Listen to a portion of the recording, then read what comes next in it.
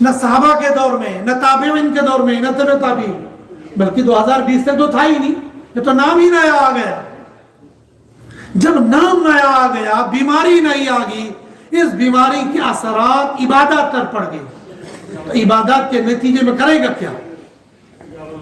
حتیٰ کہ مسجد میں جا نہیں سکتے ہو، ادھر سے حکم ہے جو بندہ بغیر عذر کے گھر میں نماز پڑھے گا، نبی علیہ السلام کی چاہت ہے اس گھر کو آگ لگا دو۔ ادھر یہ کہا اگر 5 بندوں سے زائد 6 آدمی ملے تو ان کو 10,000 کا جرمانہ دینا پڑے گا، اور بعض نمازیوں نے دیے، اور شکایت کرنے والے منافق مسلمان موجود تھے۔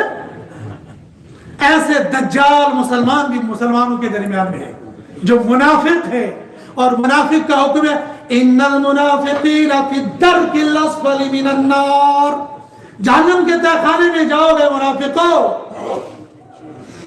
جو اللہ کے دین کے ساتھ کھلواڑ کرتے ہو۔ ایک واقعہ اسی دوران میں ملا، تراویح ہو رہی تھی، پولیس آ گئی، 10,000 جرمانہ دو، لیکن ایک سے ایک ہوتے ہیں۔ متولی بڑا سیانہ تھا، متولی نے 10,000 دیا، اور جو ساتھ میں آئے تھے پولیس والے، اس کے ایک کو کہا 10,000 اور دوں گا، وہ نمبر بتا کون سا ہے، اس کو کہا وہ تو 10 روپے میں دے دیتا، وہ 10,000 کی گٹھی پکڑی، نمبر دے دیا۔ 2 رکعت کے بعد اس نے آہستہ سے فون نکالا، اس نمبر کو ڈائل کیا، وہ امام کے پیچھے کھڑا تھا۔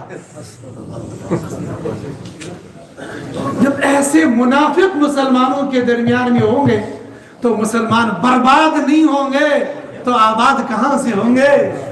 مسلمانوں اپنی آبادی کے لیے دعائیں کرتے ہو، ان منافقوں کا حال کیا ہوگا؟ لیکن منافقوں کو میں اور آپ پہچان نہیں سکیں گے، اور نہ ہم کسی پر یہ حکم لگا سکیں اللہ یہ کہ جیسے وہ ظاہر ہو گیا، ورنہ کوئی کسی پر حکم نہیں لگا سکتا ہے، مگر ہے اسلام کو جب بھی نقصان پہنچا ہے اپنوں کی وجہ سے پہنچا ہے، دوسروں کی وجہ سے کم پہنچا ہے۔ دوسرے تو انجام دیتے ہیں، ابتدا تو اپنے کرتے ہیں۔ کا خزانہ ہے اسے جو بند کہتے ہیں۔